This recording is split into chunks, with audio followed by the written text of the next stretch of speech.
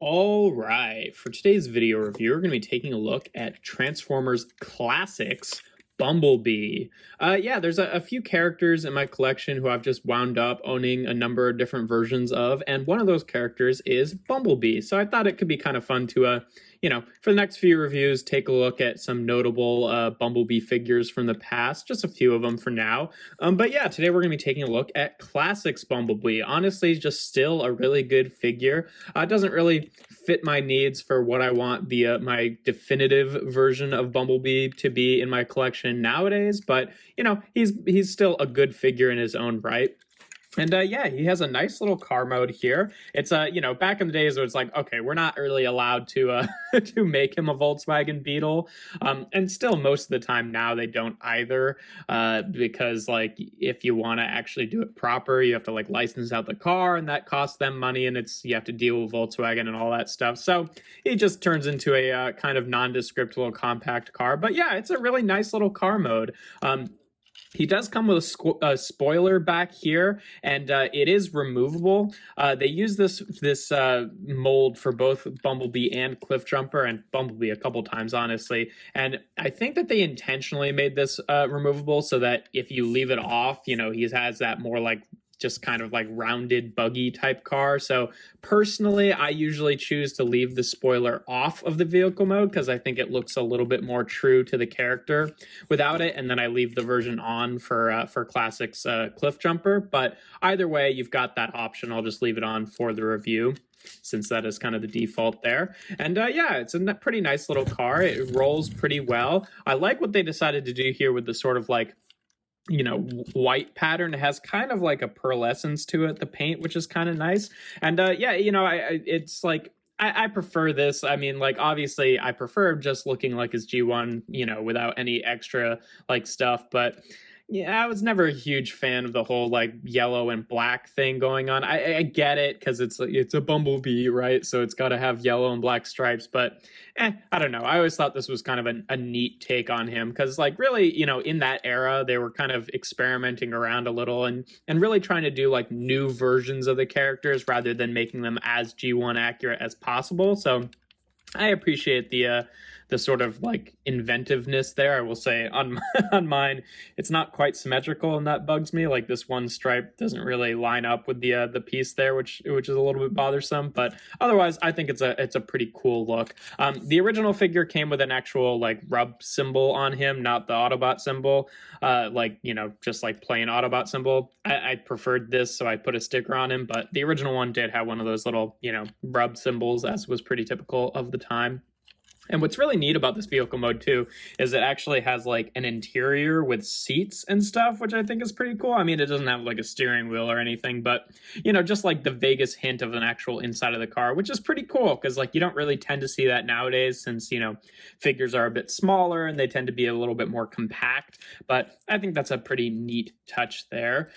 He comes with this, which will become, I guess, a weapon, sort of like a jetpack type thing in robot mode, and it's a little a little trailer with a jet ski, which I think is really cool.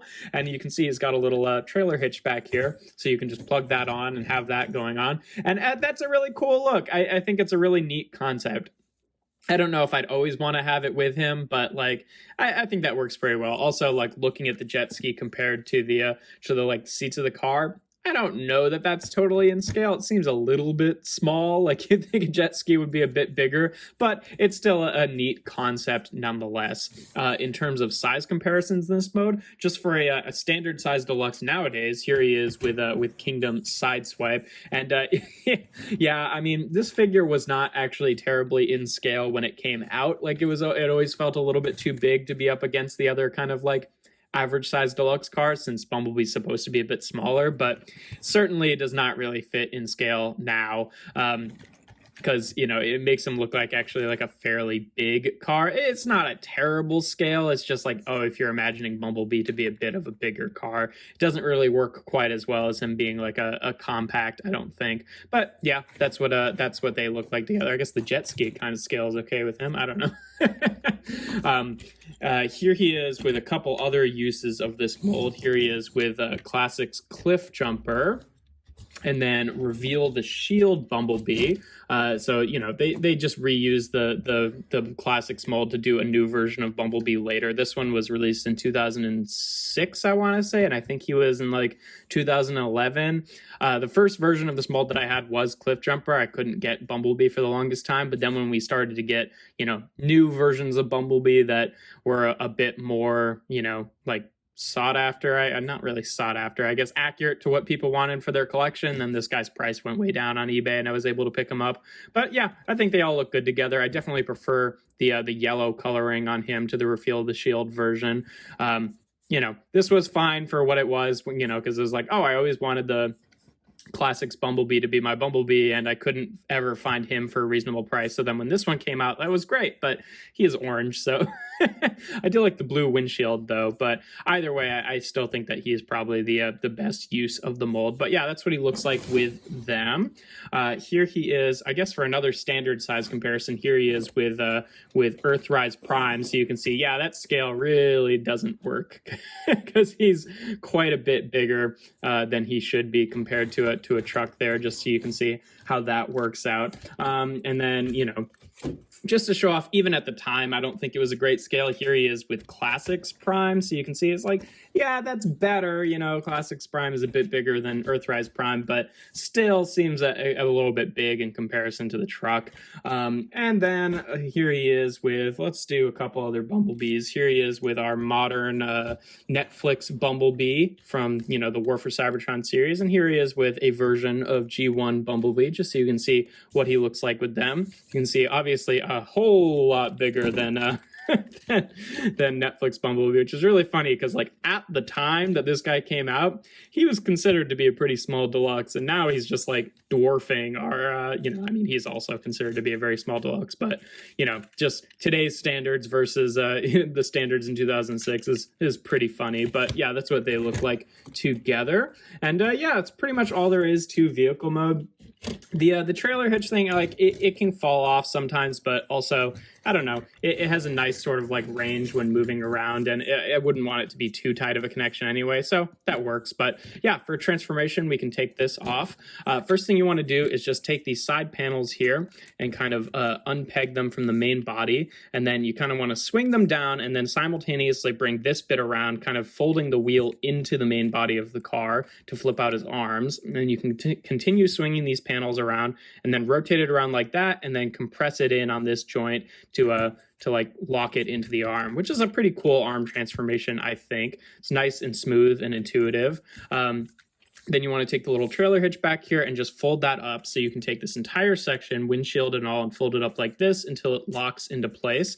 Then you want to take the seats of the car and they fold down to actually become sort of like not quite knee pads, but kind of upper leg pads, which I think is pretty cool. Then we can split the legs here and then just bring this section down, which will kind of like unlock that panel on its own to bring up the feet just like that. We can bring down the arms and then take the whole windshield section here and bring that around, and it kind of just sits in place. It doesn't really like hard lock into place or anything like that. And then this panel has the head on it, and flip that around, and this little slot here will go into to this tab on the windshield section just like that. And then bring down his head, and there you have Classics Bumblebee in his robot mode. And yeah, it looks really good, I think. Obviously, he's a bit like chubbier than, the original Bumblebee design from the cartoon, but as a reimagining, I think it works pretty well. Obviously, with a lot of Classics figures, they did have like some kind of Ghibli panels, like these huge door panels kind of just hanging off his arms, but honestly, he wears it pretty well. Like, maybe it's just because I'm biased because I'm so used to the look of this figure that it doesn't really faze me, but it just really doesn't bother me all that much having the big door panels on his arms, even though if a figure came out with that nowadays, it might. I don't know. But either way, I think he looks pretty good. In terms of articulation, his head is on a ball joint here. It can rotate back and forth, and it also has a pretty decent cut, so it can rotate out like that far pretty much, which is nice. The shoulders are on ball joints, so they can rotate around and go out to the side. The elbows are on ball joints, which gives him, a bicep swivel and a little over 90 degrees of bend at the elbow. elbow. Nothing at the wrists, nothing at the waist, just because of how transformation works, and it wasn't quite as standard back then to have waist articulation. The hips can go forward, unfortunately, only about that much. His legs really are the section where he's most limited, just because it bumps into the windshield. They can go back a decent amount, and they can go out to the side about that much, which is, not crazy, but enough, I feel like. He has a thigh swivel pretty much at the knee. He has a only about, it's like less than 90 bend degree at the knee. Like, that's also not great. And also his knee is so high up that, it barely feels like anything is happening when you bend his knee anyway. So it's a little weird, but yeah, that's what that is. And then no ankle tilt proper, but it can, tilt forward and back. Well, really just back, I guess. And then you can kind of bring this panel back to meet it. So yeah, his legs are pretty limited. Like, you can definitely get some stuff going on if you're, willing to work with the joints a little bit. And he definitely, he could benefit from ankle tilts with his big feet like this. But honestly, I don't know. From that era, like, it wasn't that ridiculous to just have like that work as your ankle tilt. I mean, it's not really an ankle tilt, but I don't know. It doesn't look that stupid, I don't think. So, decent articulation other than the legs. I think the legs are they have not aged well. I don't think they're pretty limited, but what can you do? In terms of his jet ski weapon, this is actually pretty cool here. So it's on this little armature. So you basically want to unfold it like this, and then take the actual jet ski itself and then rotate it up further, and then take these sections and then rotate them down like this. And then the actual windshield of the jet ski will actually clip into this little slot on the back of his back here. So you slot it into his backpack and use the jet ski to clip it into place just like that. And then you can kind of adjust these sections so it sits flush on there. And it gives him this little like doodad. I don't know. I don't know exactly what this is supposed to be, because it's not like really a jetpack, since it doesn't, have any downward propulsion. Like, you could rotate these up, but it kind of like pushes it out of place and doesn't help it lock in. So I don't know. It sort of feels like just some sort of like, jetpack themed weapon. Like, these like can shoot, or maybe like shoot like air turbines or something like that. It's a neat idea, and again, it's a really inventive concept, but I don't know if it, I don't really know totally what it's supposed to be, but it does kind of look cool, so that's something.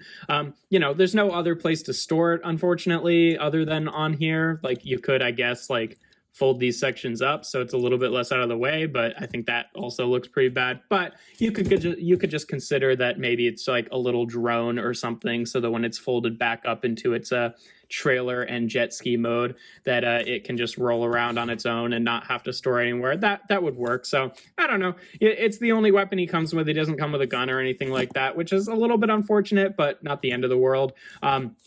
It's a neat concept. I don't know if it's like the best executed thing in the world, but as a fun kind of toyetic thing, I think it works pretty well. But yeah, that's what he looks like with that. In terms of his comparisons with the other figures we looked at prior, just for the standard ones, here he is again with Sideswipe from Kingdom and Optimus Prime from Earthrise, just so you can see what he looks like with them. And yeah, he's kind of he's still a bit of a shorter than average deluxe for today's standards, but not nearly as much as our current Bumblebee. So you can see what they look like together. It's an okay scale, I think. He's a little bit smaller than they are, which I think works well enough. Here he is with the other versions of this mold, both with and without the little jetpack attachment there, just so you can see what they look like together. Pretty cool. Again, I'd still prefer him, but they all look good. Here he is again with Classics Optimus Prime, just so you can see what he looks like with that, with him. And yeah, I think that works okay. It's always been kind of a wishy-washy scale between Optimus Prime and Bumblebee anyway. Like, sometimes he's like way smaller than he is, and sometimes he's just like a bit smaller. So I think that looks good, even if they don't really scale super well in vehicle mode. And last but not least, here he is again with Netflix Bumblebee and G1 Bumblebee, just so you can see, yeah, this was a small deluxe at the time, and now he completely towers, just dwarfs Netflix Bumblebee. But yeah, no, I think that they're both good figures. I mean, he is too, but he's not really like the same kind of type of niche that these guys fill. Again, I just like, I'd like to see him in this color, but otherwise, I still prefer this guy in terms of how he fits in with the rest of my collection. But I really like the head sculpt on this guy. I think that the little smirk is nice, and I think honestly a lot of it too is like for a while this was the idea in my head of what a definitive Bumblebee should look like. So like a lot of my sort of like opinions and preferences for like how the head sculpt looks and how the proportions are and where all the features end up is kind of based on this guy, like even more so than the G1 guy. Like I don't really care all about like the little window that shows up here, especially because like for most transformations that's just impossible to do.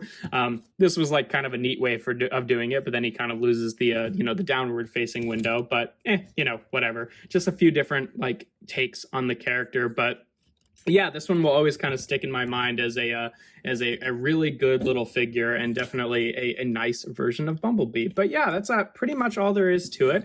Not a whole lot else to say about him. I think he still holds up as a figure. Again, I don't think he fits in super well with modern figures, especially just in terms of scale. And if we can, I do prefer to have Bumblebee actually turn into a Volkswagen. Like that definitely is my preference, because like it's a really nice car, and it's I associate it with Bumblebee. So I think that it's always better for figures to be able to actually turn into that car. But otherwise, just as a different interpretation of Bumblebee, I think it works. But yeah, I think the only aspect in which he really doesn't hold up is just the leg articulation is a little rough. Like the knees don't even go 90 when reasonably they kind of could have.